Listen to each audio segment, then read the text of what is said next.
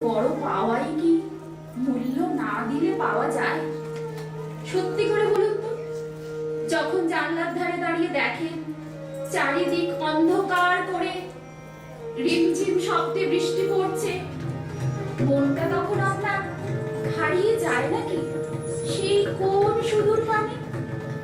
বা হঠাৎ একদিন মাঝরাতে যখন ঘুমটা ভেঙে যায় বৃষ্টির রিমঝিম শব্দে, মনটা তখন এক বেদনা বিধুর ভালো লাগায় ভরে ওঠে নাকি?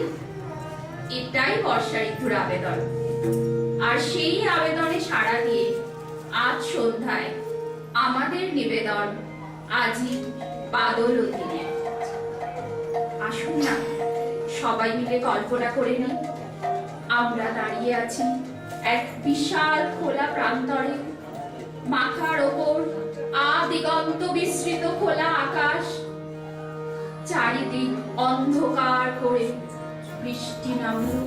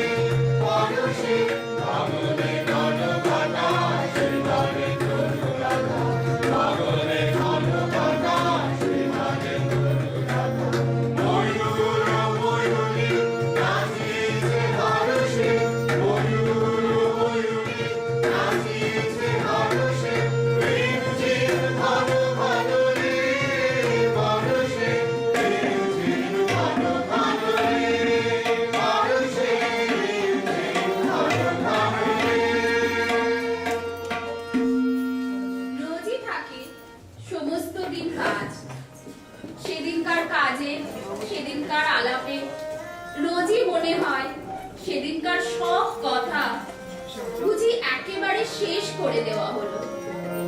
মনের মধ্যে কোন কথাটি যে বাকি রয়ে গেল তা বুঝে নেওয়ার সময় পাওয়া যায় না। আজ সকাল থেকে মেঘের স্তবকে স্তবকে আকাশের বুক উঠেছে ভোরে। আজও সমস্ত দিনের কাজ আছে সামনে, আর লোক আছে চারিদিকে, কিন্তু আজ মনে হচ্ছে ভিতরে সেই কথাটি যেন বাইরে একেবারে শেষ করে দেওয়া যায় না। আজ ভিতরের সেই বন্দি কথাটা বারবার মনের মধ্যে পাখা ঝপটাচ্ছে। আজ প্রাত্যহিক জীবনের সমস্ত সংকীর্ণতা থেকে ছুটি চাইছে মন। জল ভরা মেঘকে সঙ্গী করে সে আজ পাড়ি জমাতে চায় কোন এক অচিন দূরের পানে।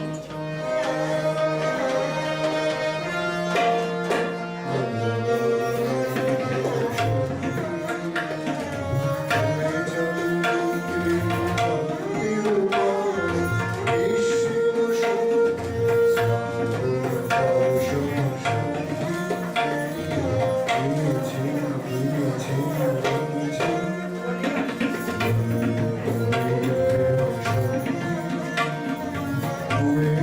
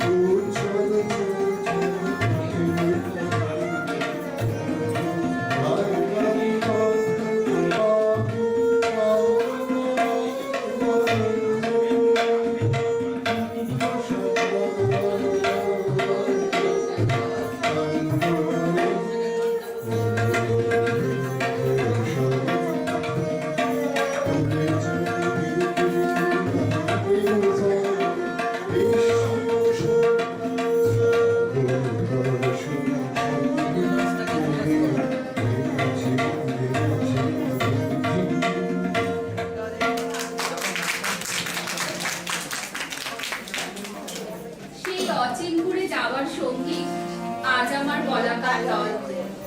ওরা নির্ভীক, ওরা চঞ্চল, সমস্ত পিছু টান ছিন্ন করে ওরা উড়ে চলে কোন এক ইন্দ্রপুরীর সন্ধানে। আমার মনও চলে